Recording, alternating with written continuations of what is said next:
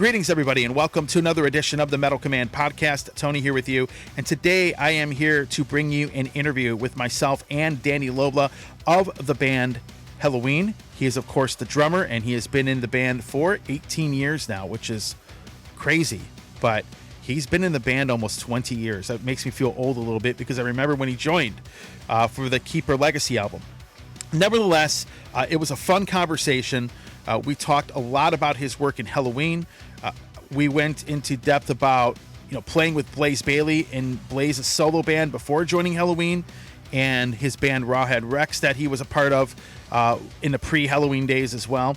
And he had an interesting story about playing on Ingo Schwichtenberg's drum set and recording on it for the newest Helloween album, the self-titled album. So sit back, enjoy. It's kind of a long conversation, but we had a lot of fun, and we talked about a lot of great stuff. And I'm not going to go into too much detail here, but nevertheless, sit back, enjoy. If you like what you see in here, of course, hit subscribe on the channel and hit the little bell to be notified anytime I do post a video. So with that said, here is the interview with myself and Dani Loble, the drummer for Helloween. Go ahead and hit record, consent. I got a permission. Okay. All right. So, okay. Should be working. All right, man. So, hey, it's Dani. It's great to see you again. It's great to have you on my show. And so I know the band has a little bit of a break going on, and, talk about how this past tour went, for you, and, especially with all the craziness that's happened over the last couple of years. Yeah. I mean, after this 2 years craziness, so it took us a while to get back in shape in the rehearsal room, but yeah, it felt great to be back in the rehearsal room with the boys and playing all these great songs. It was a great feel, but it took us a while to get back in shape and to get kind of used to each other. Right. Because, I mean, this long time pause has made something really special with everybody of us in the world, I would say, especially in a band like Helloween. Mm-hmm. The seven of us, we are so completely different, and we are artists, a little bit kinky, I would say. No, not on a sexual way, but a bit crazy. You have to be a bit crazy to do something really stand out. But so after the first rehearsals, it felt really great to be back on track with the boys. And then the first shows, we did 2 shows in England, and it was on one hand it was wow, great to be back, and on the other hand it was like it felt like being on stage for the first time. It was like so far away, all the experiences, but the experiences came back during the show. It was like okay. It was like, especially to me, it was like, and now an announcement. How was it? Now I remember. So, and after a couple of shows, we were quite in, and and the European shows. So we started with a couple of European shows: England, Germany, Switzerland, Italy, and wherever it was, and then we went over to South America. And this was made, I can tell you, that the band gets bigger and bigger in South America, especially in South America. For me, South America is from Mexico down to Argentina. And so, hey, we played in front of 15,000 people in Bogota. These guys were completely crazy. And Mexico, 10,000 people or whatever. I mean, the venues were packed, and didn't expect that even after that long break and this pandemic thing. And so we didn't expect having that much people coming to our concerts because lacking of money and whatever. I mean, the situation in South America is even worse than here in Europe, for example, because of the social circle and whatever, and the government bonds and whatever you can get, grants you can get here. Yeah. And so, but these people, I was completely taken aback of playing in front of this craziness, let's say craziness. And I'm really proud. And now we get over again in April or May, April, whatever, together with Kiss and Scorpions and whatever. So I'm really looking forward. Yeah. And so, now we have a 3-month break because Andy fell sick, but he's well again. And so, we start rehearsing in March, and I'm really looking forward to get back with the boys in the rehearsal room and back on stage where we belong to. That was a lesson I learned during the pandemic. Let's say the time off. Wow, mate, I really missed playing drums in front of people.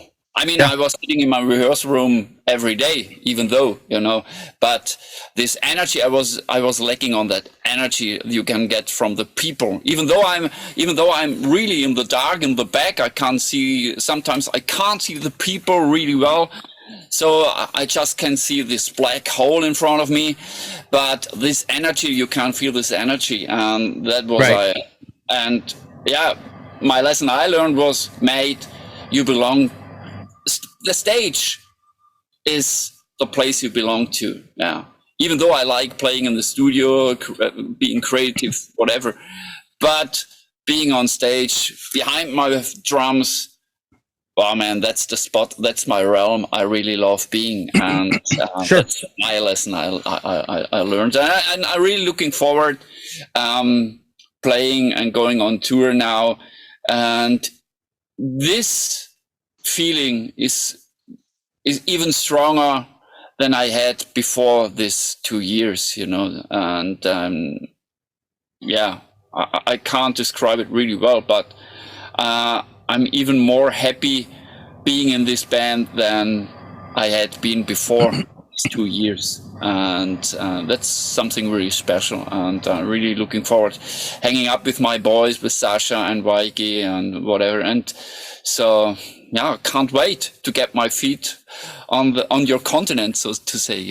America, especially the venues in America, in the States, are bigger now. So we had a kind of an upgrade in this point together with Hammerfall, and so can't wait going on tour in the States. I remember the first time that you actually played in the States, with the band, because I don't think with Keeper Legacy you had come here. No, you didn't. But Gambling with the Devil, you came here. Definitely. That was the first time I met you. It was. I remember that. Because I think that we had talked before, but we never really met actually, and that was pretty funny. But I remember the tour. It was interesting. I don't think I ever really ended up getting the full story of how you ended up joining the band. It was one day. I was I don't know who it was. It might have been Waiki or somebody was like, "Oh yeah, by the way, we have a new drummer." I'm like, where did that come from? I was like, really? And then they sent me all the press release stuff, but it was interesting. All I remember is someone saying, "Man, this guy came in and just nailed it on some recording." So I'm kind of curious, because I've never went and posed this question to anybody, but since you're here, tell me, how did this whole thing, I know you were playing with Blaze Bayley, and I know Charlie Bauerfeind, I believe, might have produced some of his albums. So that, from what I was told, that Charlie brought you in, but that's pretty much all I know. So what was it like for you? How did you join this band? I'm kind of curious now. It's a funny story to tell nowadays, today. But with my former band, Rawhead Rexx, so we produced some records in Andy's house studio, so to say. Mm-hmm. So that was the starting point, working to work with Charlie. I've been with him for over 20 years, 23 years now. Mm-hmm. I worked with him, as I said, with my former band, Rawhead Rexx and stuff. And when it come to replace the drum throne in Helloween, actually, it wasn't Charlie who brought up the idea, getting me the chance to play. It was Andy's wife, Ludel. Okay. And I never met Andy at his house, at his place. It was Lydel who was around, because Andy was always on tour with Helloween when we were there producing and mixing and stuff. So, and she said, hey, what about Dani? Because he's a nice guy, so she knew me. And Charlie said, oh, yeah, that's a great idea. So, and I got the call, hey, my phone was ringing, and it was Charlie, and I said, hey, Charlie, what's up? And he was like, hey, what are you doing? What are you going to do next, blah, blah, blah, the day over, or whatever it was. And I said, oh, nothing special, so don't beat around the bush. What's up? And he said, okay, go to Zurich. There we'll find your ticket to Tenerife and put some stuff, your sticks and pedals, whatever you need, and you have something to play. But he didn't mention I didn't mention Helloween, so I didn't know it was Helloween. But I mean, it was quite easy to think about Helloween if you get a ticket to Tenerife, you know. And so I took the flight. I got to the studio, and for sure it was Helloween. And so he said, okay, listen, the former drummer, he can't play that fast, and he wasn't able to do it, and he gave up. So, you know, Stefan gave up. So it's no, it's about you. So in the morning, every morning I woke up, took my pencils and wrote out the songs. The song we recorded every day. We recorded a song, but I was supposed to just record 3 days at the beginning. Three numbers, 3 songs, and the first song I recorded was "Get It Up" of Vicky. That was insane. So I scribbled out all the notes and stuff, and I made myself a wonderful sheet to get through the song, you know, as you do as a drummer in a studio situation. So I start recording the first song, the second song, the third song, and after the third song, it was like, you know, during that short period of time, I was supposed to be there. Andy came up and invited me for some drinks, and everybody was kind of beating around the bush in about asking me, hey, do you want to join the band? No one asked me that, but I could feel that everybody was in to do it, you know, but no one did it. And after the third number I recorded, so it was the 4th day or whatever I was there, at the certain morning, Sasha came into the studio completely nervous, kind of really rude and pissed off, kind of, you know, like whatever. And he came up to me and said, hey, so I have to ask you, what is it about? Do you want to try Helloween or not? And I said, hey, dude, up today, no one asked me joining in the band. You are the first one who asked me that. So if you ask me that kind, I say to you, okay, let's give it a try. So, and yeah, the rest story. So I recorded the full Helloween Legacy album, and I went with them on tour. And now, what is it? almost 18 years later. 18 years. 18 years later, I'm still in, huh? That's the short form of the story. Yeah, 18 years. And like, you'll talk to people like, man, you know, Dani, their new drummer. I'm like, dude, the guy's been in the band like 20 years. Like, people will say that, actually. It's kind of funny. But, you know, I read an interview of AC/DC singer, the current AC/DC. What's the AC/DC singer? Brian Johnson. Brian Johnson. Yeah. And he said, hey, people are like, that's the new singer, even after being in the band after 13 years, or being in the band for 30 years. That's funny. He's still considered to be the new singer of AC/DC. So, hey, maybe I'm the last one who joined this lineup, in a sense. So even though it's been 18 years ago, I will always be the youngest and the newest, and I'm not. Yeah, it's interesting because after you joined the band, there really haven't been. I mean, aside from Kai and Michael Kiske coming back, there hasn't been a lineup change, and it's interesting because when you talked about how everybody's a different person. It's like everybody gets together and it works, and the band had member changes, quite frequently, in the first half of their career, and now it's like you don't have that. You have stability and consistency. And what do you think has kept that for the band? Why do you think the band has remained so stable and consistent and really doesn't, everybody works well together, and really you don't have lineup changes anymore? Yeah. When I joined Helloween, it seemed as this lineup changes are a kind of habit which belongs to the band. We should change the lineup again. Oh yeah, it's a good idea. So that was like, it felt like this one, But to answer your question, it was, first of all, I have to mention with a new drummer, they got a new management. Okay. They've been with us, almost 19 years. They were a couple of months before I joined the band. They had joined the lineup as well, so to say. And they keep this band together. Jan Bayadi, that's his name. It's the head of whatever. And he considered to be the 8th band member, so to say. And he's the leader. He keeps the band together. If some issues popping up, he will be there and fix it. And he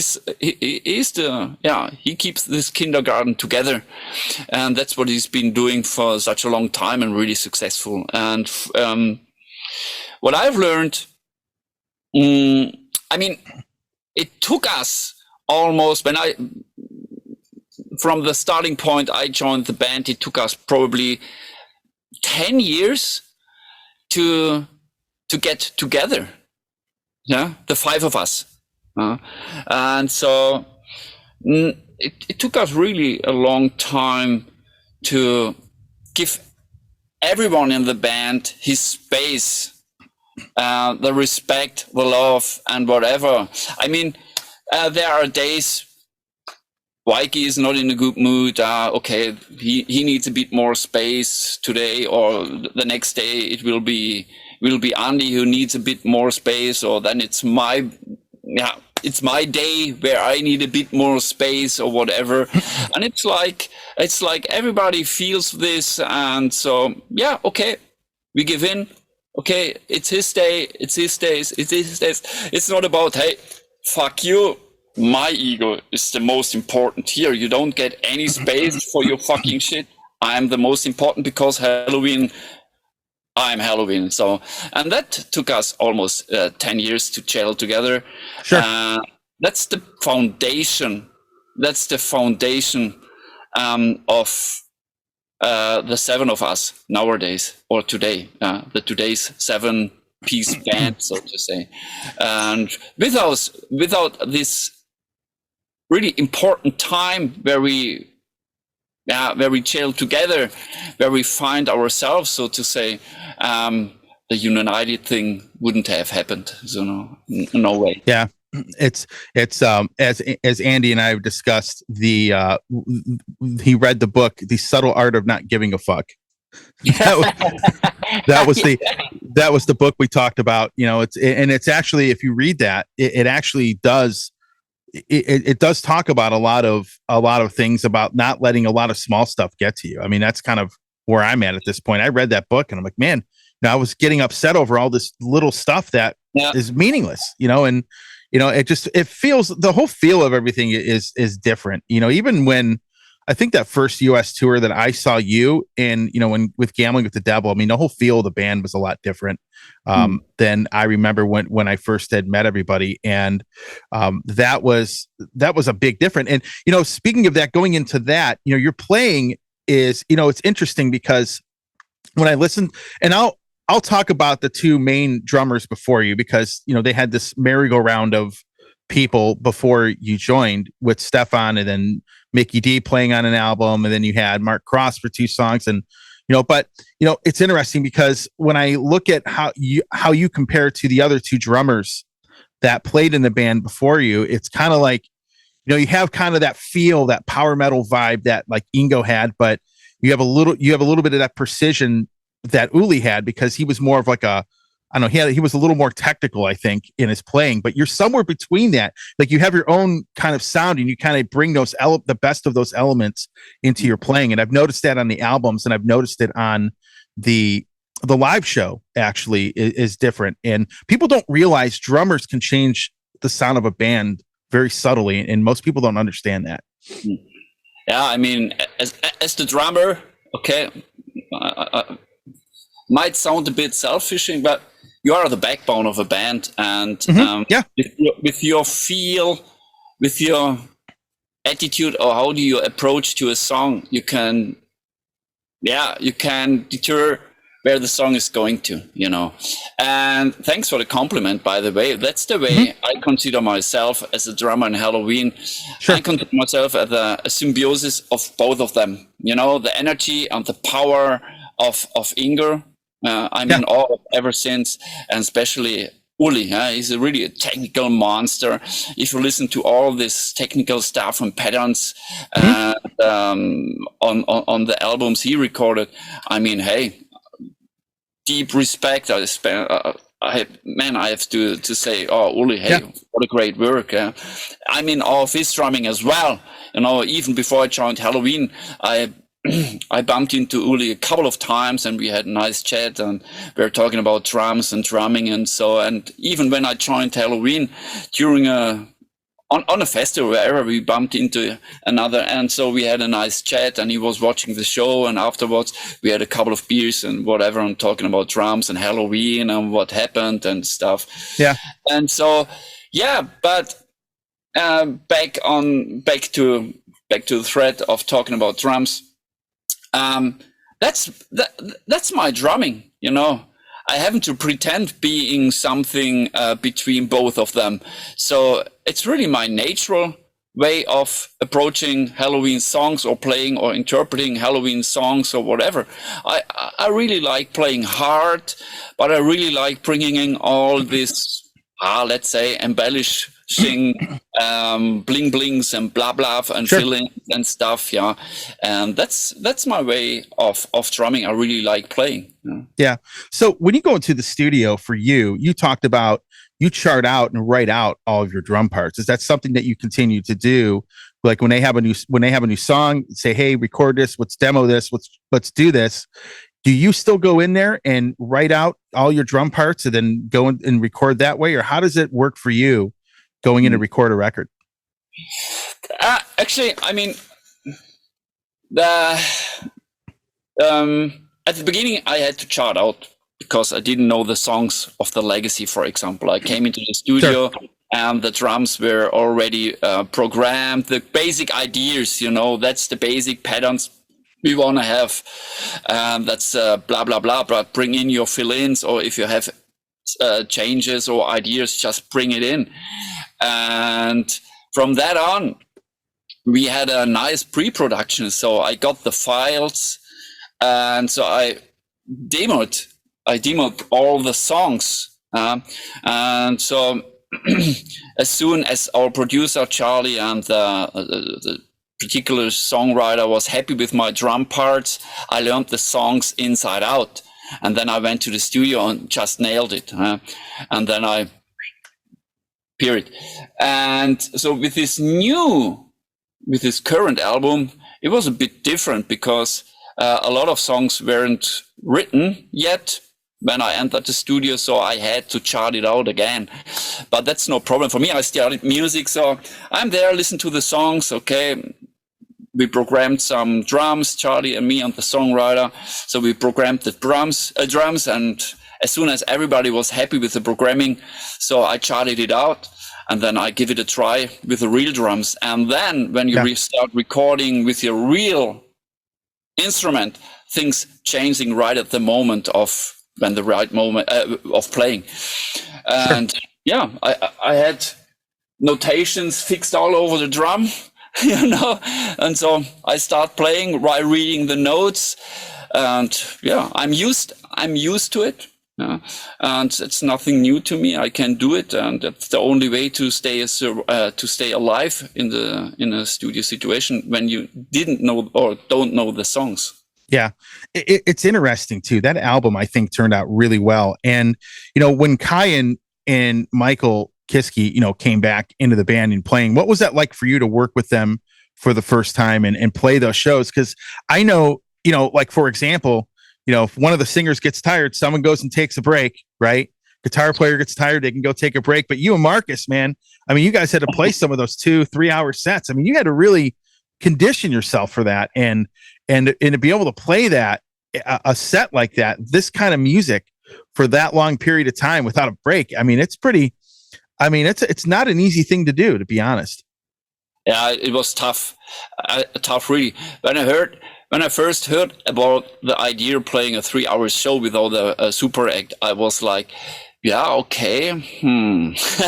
Okay, it's getting, I mean, to do 1, 3, 4, 5, or even 10 shows wouldn't be a problem. Yeah. But hey, we were supposed to play 80 or 90 shows all over the world, means traveling and all that stuff. So I was kind of not quite convinced about if I get through a 3 hour show.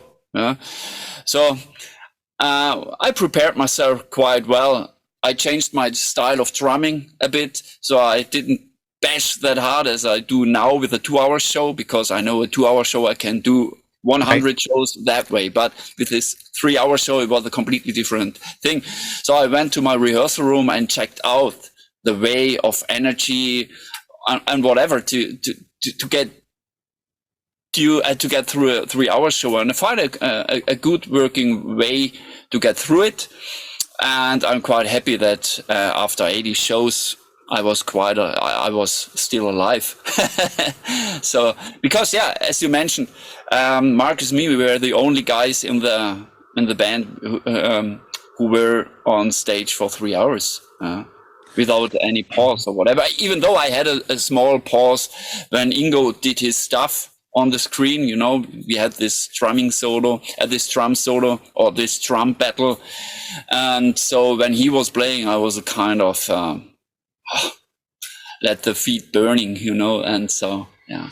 I find it cool. Well, I prepared myself. It took me a while to conduct myself while a live situation, where the animal inside you will drive you crazy. So I always had to conduct myself during a show to keep on a certain level, and to be aware of your stamina. And so, but it worked out well, and I'm quite proud to made it. I mean, to be fair, I think Marcus could play 8 hours and it wouldn't faze him. So just my opinion. While eating a big fucking family pizza. Well, yeah. So, you played an Ingos drum kit. You actually recorded on that for the album. I thought that was actually kind of cool. Little nostalgia in there, recording on the newest album. Yeah, it was a crazy idea, actually, when we on this Pumpkins United show. We had the last European show we played, of course, in Hamburg, and after that show we hosted a after show party. That was the first after show party. Tons of beers and pizza, whatever, and food. A giant heap of food was there and drinks, and Marcus in between. Slap bang in the middle of the beers and whatever. Oh, what a surprise. No, but even thousands of people were there, 100, whatever. Sure. And I was there, and all of a sudden, a guy named, what was his name? Mike came up and was telling me something about owning Ingo's legendary Sonor signature drum kit. And I was like, yeah, after 3 hour shows and after all these shows we had done. So I was like, okay. Yeah, nice to meet you. Yeah, have a safe travel back home, wherever you live. And a couple of days later, so all of a sudden it dawned on me. So it was like, what did this guy say to me? He owns Ingos drumkit. And so all of a sudden I had this idea, hey, for sure, we're going to record a new album. And that would be cool to bring back this kind of drum sound. Not because of Ingo's legacy at first place. It was like these sonor drums, this specially made sonor drums. I mean, these drums are the face of drum sounds of the 80s and the 90s music. You know, whatever album you're going to listen to, for sure, it's a sonor signature or phonic drum kit. So we're talking about, and it was funny because I told Charlie, our producer, from this idea, and he said, "Hey, dude, you know what? This guy came to me as well and told me about the drum kit, and I had the same idea like you." And I said, "Hey, okay, let's give it a try." I rang up Mike, and he was willing to send me these drums here to my rehearsal room. And before we started recording, I wanted to know what I could do with this drum kit sound-wise. So I checked out drum heads and whatever, and it turned out to work really well for Helloween. Still, even though it's a vintage drum kit in a sense because of the 80s and 90s.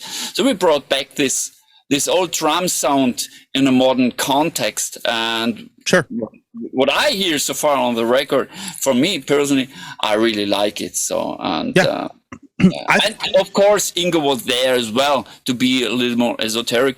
So it was kind of sitting in the same studio on the same spot with the same drum kit, with the same being surrounded by the same people, where Ingo did his last recordings. That gave me kind of goosebumps, you know. It was the same spot. Mikey said, "Hey, listen, that's the same spot, the same drum kit, the same people." And that was the space and the studio. Yeah, Ingo did his last recordings for Helloween, or his last recordings in his life. That was kind of fucking hell, mate. What are you talking about? Where am I? You know, it was kind of really cool. That's an interesting story. So, you know, talking about, and you guys are going to be playing the US, right? And you ended, you know, we talked a little bit about that. You guys will play these huge crowds over in Europe and over in South America, Latin America, but the US is a little bit of a different story because, you know, it's a bigger country, and it's always strange. I've never understood why some bands will have these huge crowds everywhere else, and then they come to the States and it's like you don't have anywhere close to that. It's just a very odd thing. And so what's it like for you to be able to go to these smaller venues and, you know, connect with people that way when you're used to playing these big, huge arenas almost, in a sense? I mean, hey, it's a good question, but that's the world's diversity. I mean, the markets are completely different. For example, here in Europe, soccer is really big. Who cares about soccer in the States? In the States, or American football or whatever, baseball or whatever you name it, it's even bigger. That's your interests. That's your hobbies. That's the sport you guys like. Here in Europe, we like more skiing, soccer, and whatever. I mean, in South America, they like more this. And I really like this. And okay, I mean, it's quite interesting playing on markets, let's say in markets or on markets. I don't know to say this. For example, South America. We are really big in South America. Heading back to Europe, we are quite okay in Europe. So 5,000 up to 10,000 still. That's amazing for Europe. And now going back to the States and having probably 2,000, 3,000 capacity. I mean, that's a bit, that's different, but I really like having this diversity, you know, rather than playing always at the same amount of people around the world. Well, and now we have to fight a bit, you know, I mean, to to get the music fan into your venue in the States is a bit more different than in Europe, or especially in South America or in Japan. So you have to be even more, you have to do even more, or you have to spend more work to get people in your venue or to your concert in the States than it is probably wherever in South America. And that's what I really like doing. So it forces us to pretend getting lazy.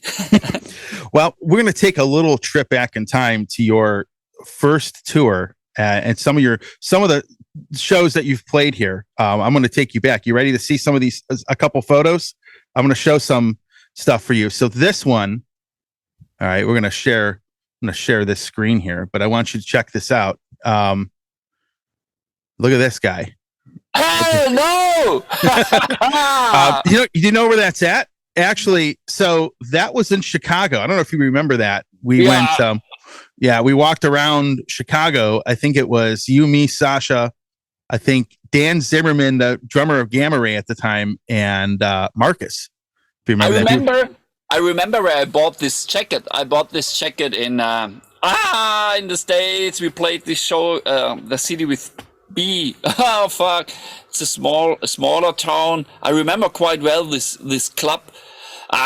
Doesn't matter. But I remember I bought this jacket I wear here in the States. I was really proud of it. But back then in the day, I was kind into this wearing this clothes with skulls on this rock and roll style. It was really common back then. Day. I'm going to play you. I'm going to show you this next photo here.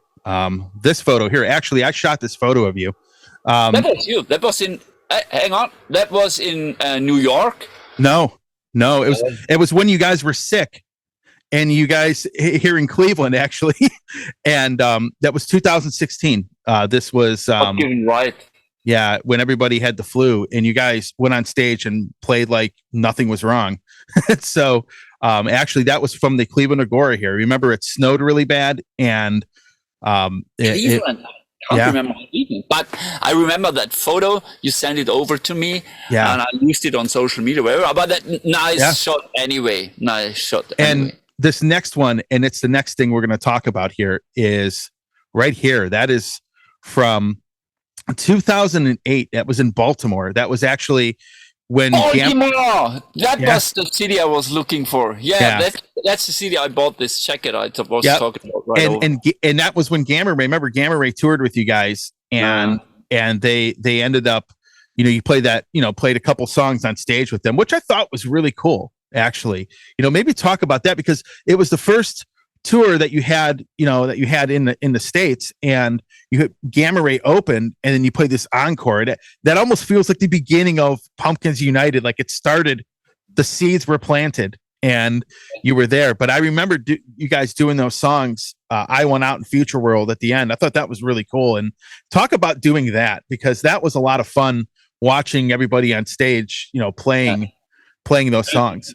I mean, first of all, it was a great feeling having Kai back on stage playing these legendary songs, of course. And for me, I'm a metal fan. I'm still a heavy metal fan, and I mean, I've known Kai now for quite a long time. Even before I joined Helloween, we bumped into another. This idea was like when our management brought this idea touring with Kai and Gamma Ray onto the table, it was like, okay. And then when they gave into this idea, Kai and Dirk, though that's the head of, I would say, of Gamma Ray, and they gave into this idea touring together. So our management brought up again this second idea with sharing stage together. And that was the best thing we've ever could do. And we had a lot of fun playing those two songs. And I could see the people, even the fans, enjoying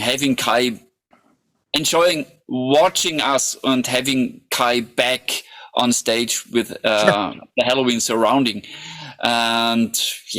And I do not really know if this was the starting point of the little United tree growing. I'm not quite sure about that, but for sure it made things easier to get back this United thing, for sure. Yeah, I thought it was really cool, everybody getting on stage and playing together. And, for me, as a fan, I mean, it was something along the lines of like watching this happen, watching everybody having fun. Like, when you watch the band play, the band just looks like you guys have fun on stage. I mean, it's not, it's, you just have fun. I mean, that's literally what it looks like. And it looks pretty genuine to me. So I think it was really cool that you guys were doing that. And, even back then I was thinking, man, imagine if like Michael Kiske was on stage with you guys doing that, and I kept thinking that. And it ended up happening. Something I never thought would have happened, but it did. And I think, to me, it's one of the greatest stories in the history of heavy metal that you guys pulled this off, and it works. And some bands have tried to do it, and it never even got to them even playing a show. And so, to me, it's one of the greatest stories in the history of heavy metal, in my opinion. As I told you, we are really proud on it. And as I told you before, when we were talking about blah, blah, blah, how long it took us to get together, that was the foundation again. Maturity took place. And even when the new old members came back, so the foundation still is the five of us, the maturity of the five of us. And so slowly you can see, and that was completely new for Kai and Michi, because they still need a bit more place than the five of us. And due to being able, giving people place without lacking on ego, and that makes things, or that makes this Pumpkins United things work. Sure. And so slowly you can see this little idea growing in Michi and Kai. Oh, okay. It's not about me. It's not about whoever. It's about us. It might sound a bit superficial, but it's really the core of a band. Conduct yourself, give people the space they need to live, and without, neglecting your ego. I mean, if I would say, okay, hey, I don't need a space, whatever, that would be a lie. And my ego needs as much space to live, as much as Andy and whatever. But Andy is my singer, and the singer always have to be up front. And so he always get a bit more space from me, because he's the one who sells the stuff. He's the tradesman. So, but back on track. The core of Pumpkins United is still give people respect and space and enough place to breathe. And that you can see again, the idea of this idea, that works. Or it's been working in this idea has been working in Michi's head and Andy's head up today. And so slowly they get into this kind of routine. That's what I really like watching, that they're growing on the way in a way of, let's say, maturity. Yeah, even though they are all blokes and farts, whatever. Sure. But you still have to learn, and you still can learn in your life. It doesn't matter how old you are. And that's what I really like watching, especially in Kai, because Kai is more around me than Michi as the singer. And so especially when I have brief chats with Kai, so I can see that idea working in him. And so I'm really proud that he gets on, and really looking forward having more fun and more shows with him and more records to come. When you're on stage, playing drums, anytime I've seen you play, you're on a mission, right? I mean, you're on this mission of there's this intensity that you always carry with you. I'm going to show you this photo. I just found this, and this is the perfect this is the perfect illustration of that right there. Look at that. You literally are like, it's like, look at this, dude. You like that just intensity on that photo. That was from that same show of the one photo I sent you.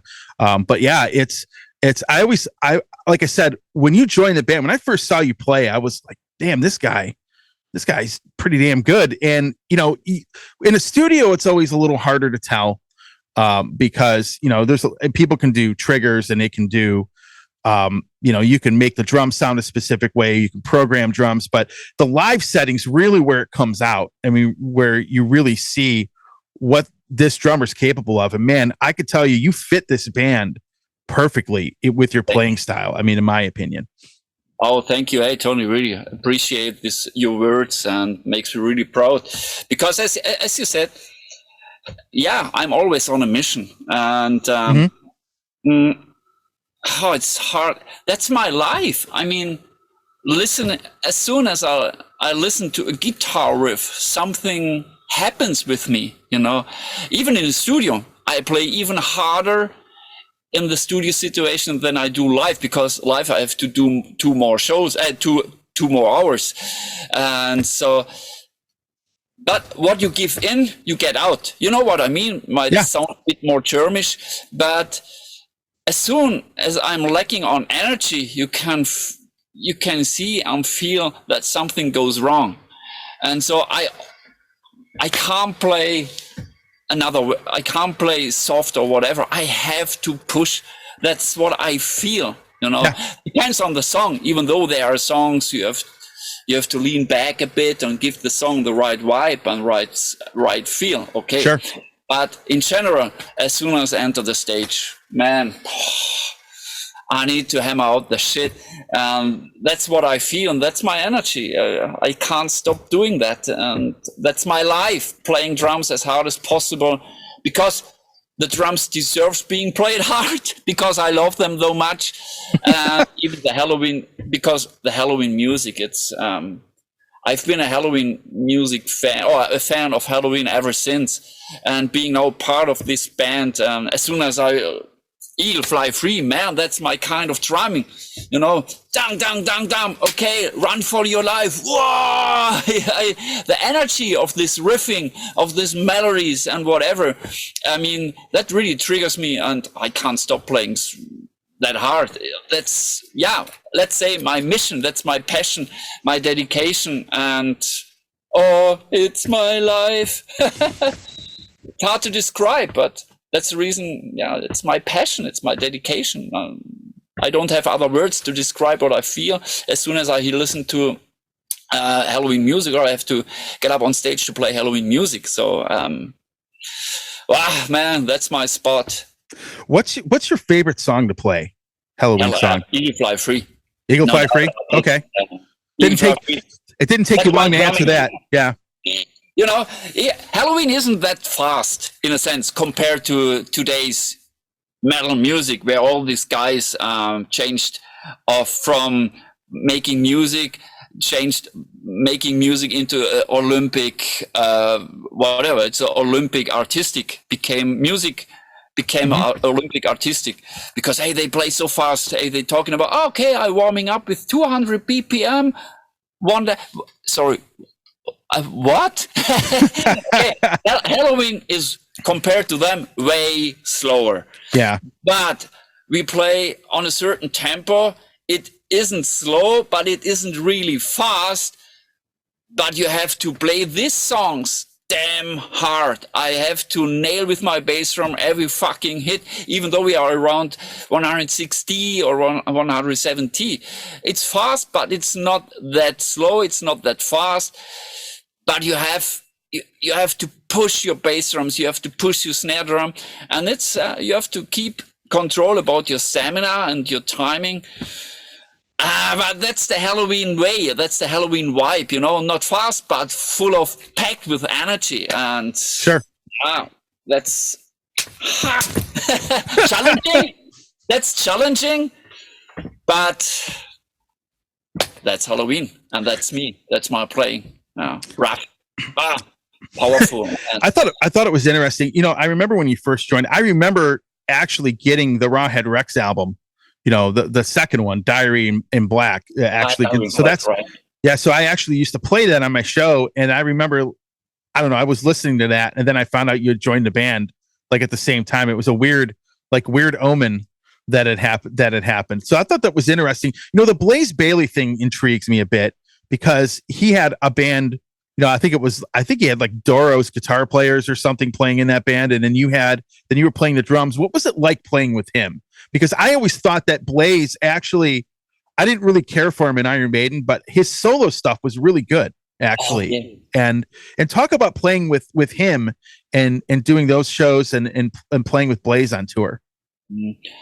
I mean, I got the call because I was touring before I got the calls. I had been touring with Rawhead Rexx as support act of Doro. That was okay. Before I came into contact with the Doro boys, and I do not know how the contact between Blaze Bayley and half of the Doro band came to life. But when it was about having a drummer, they remembered me and they called me. That was really.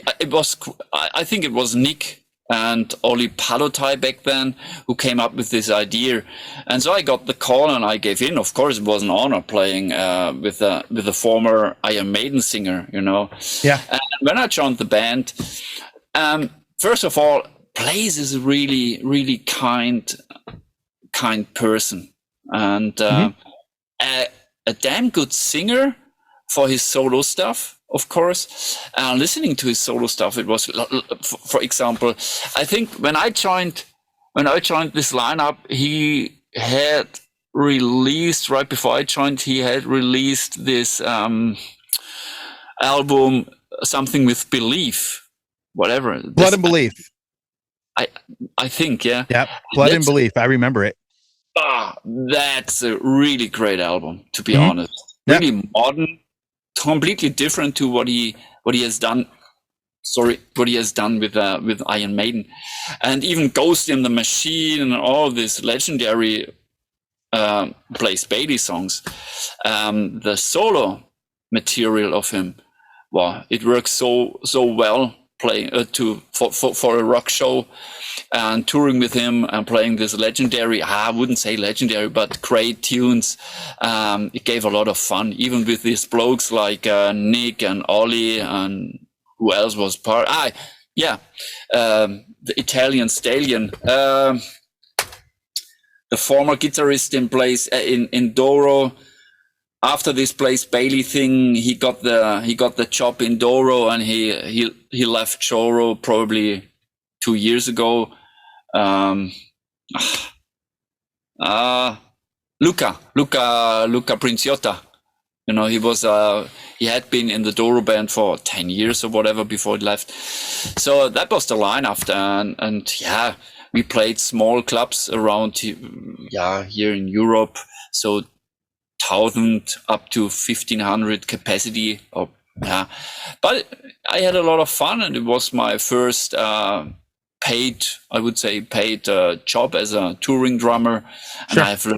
And I've learned that much, and I'm really grateful to him getting this, that I got this chance touring and experiencing that much. And we lived in his house and we rehearsed in his house, and he told me a lot of stories from his life with Iron Maiden, and I was quite interesting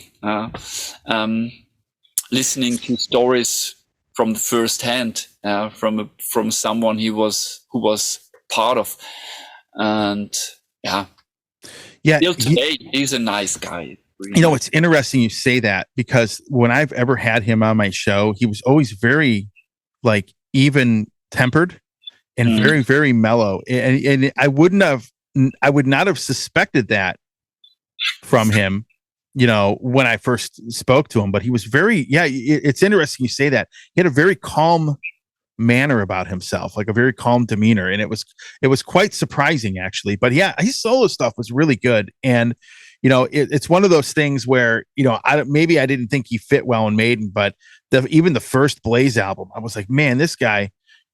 I think it's because they wrote they didn't really write songs that fit his voice. And Bruce Dickinson has such a much higher vocal range.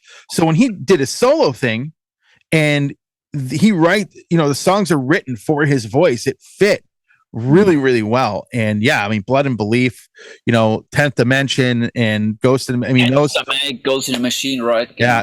All three of those records, even some of the newer stuff he's done has fit really well with him. So I always thought it was interesting what to ask about what it was like to play shows with him with that band, because that was very good. Those were very good records, in my opinion. As you mentioned, he's a well-balanced, mellow, and well-conducted person. Yeah. He's really kind. He never freaked out during the time I had been part of the band. He never freaked out. He was always in a good mood, good manner, and respectful, everything. I can't complain about the time I was with him. And even the time I lived in his house, the whole band lived in his house, We messed it up completely. But he always was kind, brought up food and drinks, so we hadn't to spend any money for it. So that was really kind. And I just can say he's a perfect person in this business and as a human being. And even his solo material is quite well. And even before he joined Iron Maiden, he had been in the band Wolfsbane. Yeah.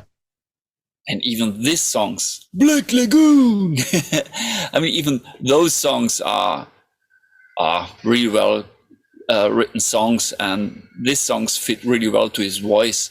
And as you said, I can't believe that they took him as a singer in Iron Maiden, because they knew what they do in general. So it was clear as crystal that this voice never can work. I speak up to today. This voice can't work in a Iron Maiden corset. You know what I mean? Yeah. A frame, whatever. Because this music is far away of this range of his voice, and so I remember. He's still on track, but it's really sad watching him playing with a rental band in every city he comes in. So he has this kind of a jam band who prepares them with his material, whatever, and so. He plays really small clubs, 100 people max, and he travels with a car and his suitcase. And it's interesting. He's not the only person that does that. Actually, there's other, like Tim Ripper Owens does that. He has backing bands in certain band, right? That was the name I was looking for. Right? Yeah, he has backing bands like in certain parts of the U.S., in South America, in places like that, and he'll book shows and. He'll have a band that he has play with him depending on what area he's in. So it's interesting. I've seen a lot of people actually do stuff like that who kind of like are doing their own thing. To me, it's really difficult to understand. Difficult to understand because, Ripper Owens was a damn good singer, and he recorded damn good albums with Judas Priest. So he has to me, he's legendary. Even though it was a short period of time when he was in Judas Priest, but he was a rock star. And now even Blaze Bayley was, and now having these guys touring through all these small clubs and with backing bands, or let's say rent a band, and that's really sad. And I can't believe that they do this. I don't know why. Maybe the passion and dedication. To judge about it, to point out on those people, who am I, who I am. Ripper's got a new EP out. It's actually really good. But he's sorry to interrupt you, but isn't he the singer of KK Downing's? Correct. Yes. Priest? What's the name of his? KK's Priest. KK's Priest, and he's the singer, right? Correct. Yeah. But they don't tour. They play some shows. I mean, I know they have some shows going on. But he's always got a lot of things going on, like the Three Tremors with him, and he had his project band with the Three Tremors, which was him and the singer of Jag Panzer and the singer from Cage, and that was pretty crazy show to watch, actually. But yeah, he's actually from about a half hour from me. That's where he lives. He's from my area. But yeah, I mean, yeah, he's always doing something different with somebody, you know. I mean, it's just, you got to collaborate, you know, it's how it is. But man, I'll tell you, it's interesting. Now, you've been in this band almost 20 years. It's hard to believe. I feel like yesterday you just joined. Time flies, man. That's even right before you showed me these pictures, it was like a really young bloke. Yeah. Who does not know what's going on. And oh man, it's a lot of memories come. Right at the moment of speaking, I'm tripping down memory lane, man. It's insane. Insane. Yeah, it is. I remember walking down the street and Marcus pretty much went into every fire station, said hi to all the firefighters. Yeah, those are some pretty funny photos, actually. There's one with me and Marcus sitting in there. But yeah, I mean, it is. And it's interesting, the journey that you've been on with these guys, because you were like the missing piece that really, and the band was stable, you know, ever since then. There were no lineup changes. The band stayed consistent. You know, it's been a really nice, it's nice to see the way this band, the way Helloween has actually evolved over the last, say, 20 years. And it's just the consistency of the albums. And then you have the whole Pumpkins United thing. It's like this happy ending, you know, this happy part of the band where these guys come back, you know. I mean, yeah. I picked up on what you just did, but holy shit. but anyway, but yeah, I mean, but it's like this happy, you know, almost ending. I mean, even Andy's saying, man, I hope this continues, you know. And I think it's been really great. And I'll tell you what, you know, quite a bit in the media, people focus on a lot of negative things, you know, going on. But with this, I mean, this is like that positive thing that I think is great. And I think a lot of people, this positivity, people are gravitating towards you guys when you guys play live and having this lineup together, because, you know, so much negativity in the world. They go to a Helloween show and see these guys, 7 of them, having fun. And, you know, anything that may have happened in the past, like 20, 30 years ago, just doesn't exist anymore, you know. And I think that people go there and they get their 1, 2, 3 hours of, they could forget their problems. And I think that's what really these shows bring for a lot of people. And I think that's part of the reason fans have really, aside from the music being very good, I think that's a reason fans show up to the shows. It's interesting listening to you and saying this, especially with this positive energy. I mean, right at the moment we enter the stage, something really special happens with this, with us. So with this lineup, and what you feel and what you see. It's not 7 people being a nice pretender, you know. No. It's quite natural. Kai, he's a monster. He brings in a lot of energy, you know. He's such an energetic person, and that was clear as crystal. Right when I played with him the first time, it was years before he joined Helloween. We played a show in South America, Rock in Rio, and we brought him with us as a special guest. So we rehearsed in our rehearsal room, of course, with him. And I will never forget the moment when he turned on his amp and played his first chords, you know, his first chords. You could feel this magnificent energy. It was, wow, man, I can't describe it. He brings into this lineup so much energy. Sure. I mean, it's a genuine thing, man. I mean, when you go backstage and see how everybody's happy and acts, and it's, you know, what you see on the stage is the happiness there. I mean, you go back there before a show and after a show, it's that same feeling, you know. And, you know, it's interesting. You talked about Kai bringing in this positive energy. I'm going to tell you, I interviewed his son, and His son is extremely talented. Tim, I don't know if you've met him, but yeah, we played the show together. Yeah, I'll be honest with you, same thing.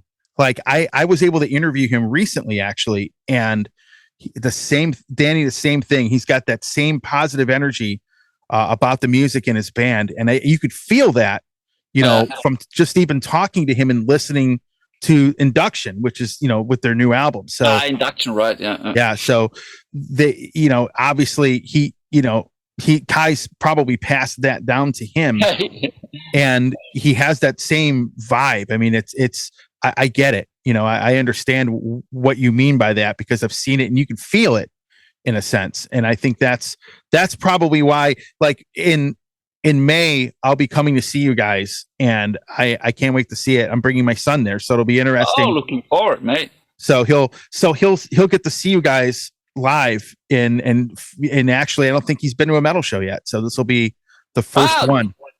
Oh, okay, mate. It's an honor. Take away the word of being the virgin killer. But hey, talking about Kai's son, I remember we played here, Stuttgart, big venue, 12,000 people capacity. And as a special guest, Kai wanted to have his son part of his waltz medley. In the show, we always have this Kai highlight, whatever you want to call this, and Kai was only singing, and his son was playing guitar. So I had two hands in front of me. It was really a standout show, a standout moment. So having those, and the way they acting and moving on stage. It's unbelievable, man. I think his son, he got handed it down, and so hopefully everything works well for his son. And but talking about the energy, both are at the same level, Yeah, I agree. I think I look just don't care. They just do it. I think that people like Tim, Tim Hansen and some of these newer musicians, that's the future of this music. Because when all of these legacy bands go away, like Iron Maiden, I mean, they're almost in their 70s. I mean, I think Nico is 70 and Metallica's in their 60s. And, you get these bands as they get older. We need bands that are talented to replace them, to become that next generation of headliners. Right. And I listen to Induction and I'm like, damn, this is a band that could be that. And when I feel old now too, because I'm interviewing somebody's kid of a band I've listened to for 30 years, so that was also the feeling. But, people like him are the future of this music, in my opinion, because, who's going to headline Wacken in 15 years, right? So it's, we need bands like Induction and really need to prop them up and get behind them at this point. And there's other bands out there too, but that's one of them that has that talent, And I've been asked that many times about giving advice for young bands. The only thing I can say is, hey, write a legendary song. Yeah.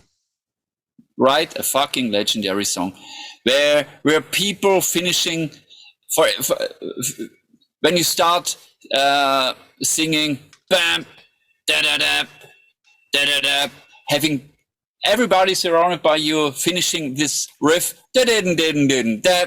Then you created something really legendary. Or the dum dum dum dum dum dum. Yeah. Every fucking music fan knows what song it is, and that's my advice to young people, young bands. Hey, just write a legendary song where, people after listening to the first bars of your song knows exactly what it is about and what the song is. That's create something really legendary. Write a legendary guitar riff. Dun, dun, dun, dun, dun, dun, dun. That's what the today's music scene is lacking of. Yeah.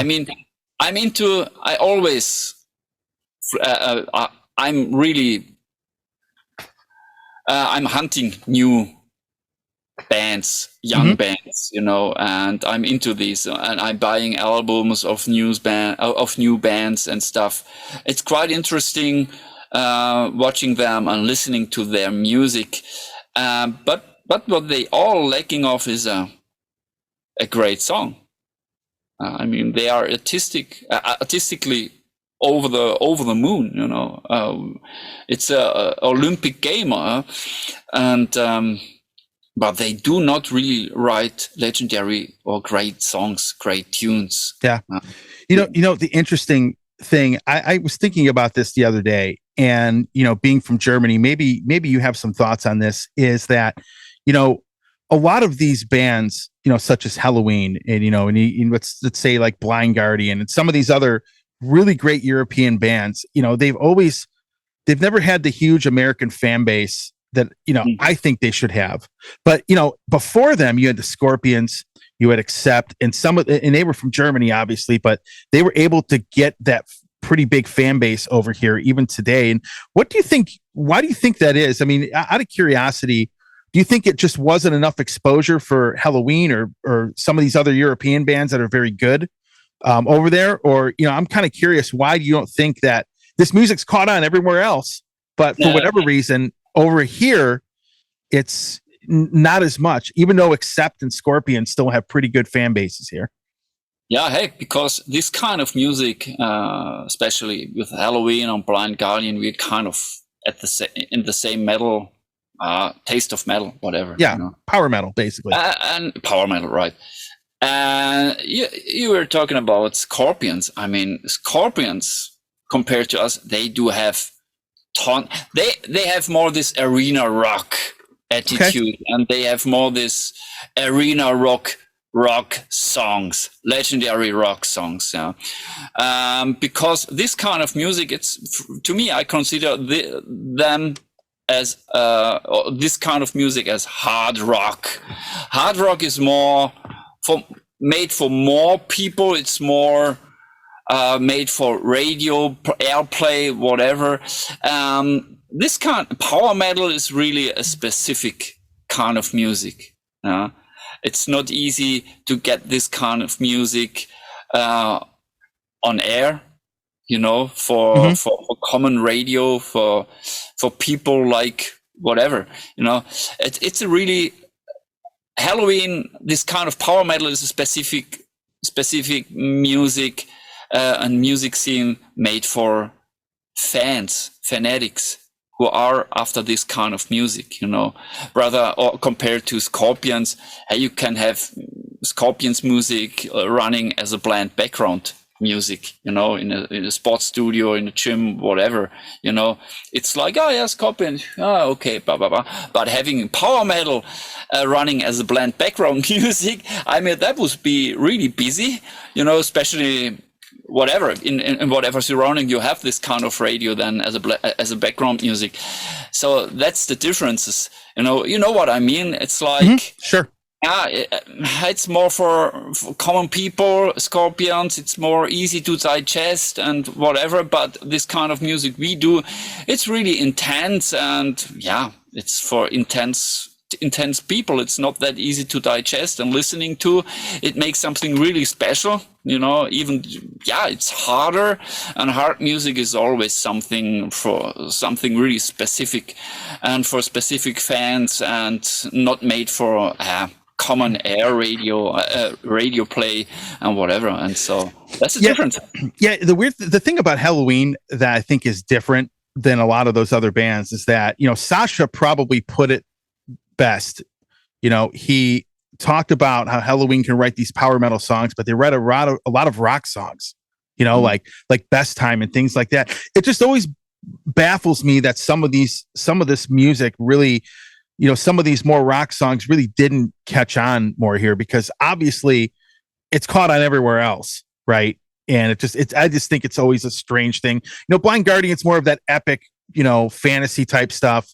I mean, that's a little bit different, but with Helloween, you got some of the epic power metal songs, but then you have a lot of straight up rock songs, which they've always really, if you think about it, even on like Keeper 2, I mean, you have like Rise and Fall and Dr. Stein, those songs, again, more straight up rock songs than say Keeper of the Seven Keys or, Eagle Fly Free. It's kind of, they've always Helloween's always been unique like that, and it just shocks me. More of that hasn't caught on like over here.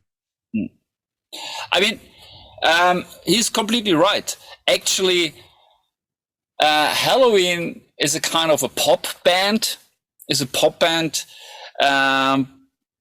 But yeah, it's interpreted on a really hard way. Yeah, if you strip down the distortion on the guitars, for example, and turn down a bit more of the drums and whatever, it easily could be a more common sounding pop song, and then probably we would be more able being played on air, you know. And so, but yeah, Helloween is a metal band. We interpreting this catchy pop structures on a really hard way, because we put in a bit more power and energy than a pop song deserves to be interpreted.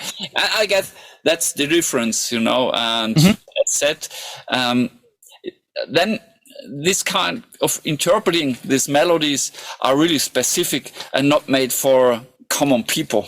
Yeah. Know what I mean? Yeah. And that's probably the problem why we aren't at the same stage as, for example, Bon Jovi, because they do it really well. They have these catchy melodies, playing a kind of approaching them a bit more on a softer level of music and distortion and whatever. But that's not our way. That would be being a nice pretender. You know, I can't play my drums as a pop drummer. I'm a heavy metal drummer because I feel this energy, and that's the same way approaches Kai with his guitar. You know, he can't turn down his distortion. He needs to get out to play the guitar that way that he does, because that's him. And so sad but true. We are on the Bon Jovi stars, but we can make a good living with our hard sounding music anyway. You know, speaking of drummers, are there any drummers out there that you really like to watch play, you know, in the scene? Anybody that you have a lot of respect for, that, you know, maybe you could think of that you've watched play at shows, or, you know, that you've met? And I'm kind of curious if you have any guys out there that you really like to watch play, you know, if you're doing a festival or anything like that. Yeah, of course. Hey, I mean, all those cats like Tommy Aldridge.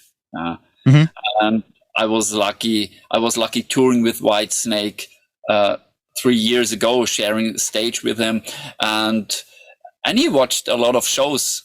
He was there backstage watching me playing, and after the show we always had a nice chat about double bass playing and whatever. I mean, he has a big influence on my drumming. Okay. He's still my role model, and one of. Yeah. And other cats like Cozy Powell, okay, he's dead. But, Tico Torres, for example, because of he is a really energetic rock drummer. And the way he approaches Bon Jovi songs, it's stand out. And I stole a lot of things of his playing and invented it in my drumming. You know, that for example, the way I play my right cymbal, for example, that's completely I stole this way of playing a right cymbal of Tico Torres, or Tommy Lee, or Dean Castronovo, Simon Phillips, Dave Lombardo. Of course, I grew up listening. That was the pinnacle of Dave Lombardo, Slayer, Reagan and Blood, South of Heaven, and Lars Ulrich of Metallica back then, when he brought so much energy onto the heavy metal drumming table. That was quite influencing. And of course, talking about Charlie Benante back then with Anthrax, Among the Living, and Spreading the Disease. So he was that kind of a fast cat, and the blast beat. The blast beat. He started. I'm not quite sure if he was the one who started blast beat, but he brought this kind of technical drumming, a kind of a hint of technical drumming into that metal stuff, you know. Sure. And Pete Sandoval back then of Terrorizer and Morbid Angel, I guess he started this blast beat madness. That's what I think so far. It was him and Charlie, I believe, were the guys that were really doing it. A fun bit of trivia: the first interview I ever did 25 years ago was with Charlie from Anthrax. No, really? I was 19. I'll never forget that. Man, so he was my first. He was my first. He was my first interview. Yeah. Oh, great. Could be even worse. Man, I mean, hey. My second interview ever was Wyke. Oh, congrats. Yeah, it was because it was the summer. Different. It was the summer of 1998. That's how long ago that was. Oh, 98. That was the keeper too, huh? No, 98. 98. Okay, that was better than Raw. Better than Raw, right? Yeah. Oh, yeah. That was completely different to Charlie's character, right? That was right before they brought him in. Actually, that was the last Tommy Hansen produced record. Ah, you're right. And then Charlie came in, and Charlie's been an architect of the band's sound ever since. So it's that was yeah, he's been with the band from 2000 on. He's been with the band 23 years now. It's all that stability, man. I'm telling you, that's I think that's also part of it. I mean, you have the same producer, knows the band and knows what things should sound like. And I just think the way that Helloween has done things for these last 20 some years, I think has been really, really great. And to see where everybody is and how everything's changed for the better, in my opinion. So, pretty cool stuff, man. So, speaking of not being a rock drum, you have to hit the drums hard. I have to ask, you brought that up. What was it like for you to record the Unarmed album? That was that's a good question, mate. Yeah. Without the unarmed recording, so to say, I wouldn't be as good as I am right now. Okay. This album, oh man, that squeezed me to find new ways, to play stuff I hadn't played before, and that was quite challenging. Man, I flew around certain studios, certain rooms, certain drums, certain kind of styles of music. I mean, I had to play with brushes. I had to play with these soft sticks. I had to approach the drums on so different styles and ways. And back then, it was not quite sure that this recording will change my life as a drummer forever. And that I felt when I recorded the first time. I felt that this Unarmed album had done something really special with me. That was the first time when I started recording the Are You Metal album, what's Seven Sinners. Mm-hmm. All of a sudden it was like, wow, okay, something completely different. And I realized, okay, that all these little subtle things, changes in my style, comes from this recording. But I had to practice my arse off to being able playing brushes and playing that soft and whatever Charlie wanted from me of me. It was so challenging. I guess it was challenging for the whole band, going new ways as a heavy metal drummer, playing loops. I hadn't done this kind of playing before, and so that made something really special with me, and I'm quite happy and grateful. Got the chance, recording an album like Unarmed, and without Unarmed, I wouldn't be able to do a lot of things now today, and sure, it works. It's one of those things that I've always told people that Helloween was always a band that has never really been afraid to try something different.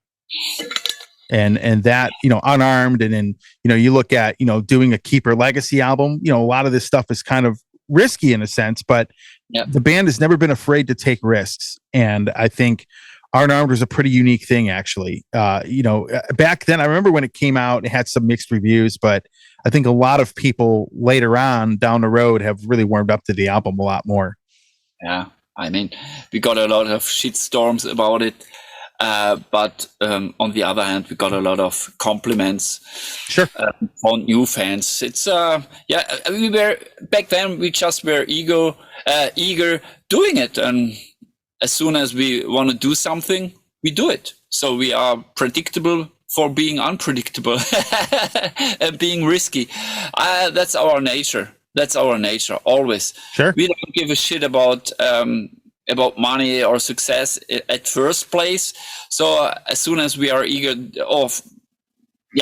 doing something, let's do it, Well, the last question I have for you, and we'll end it off, and I'll hit stop on the recording here in a second. The last question I have for you: anything to say to the fans that are going to be checking the interview out, and of course to any of the U.S. fans out there that are going to be seeing the band, come I believe May. In May is when it starts.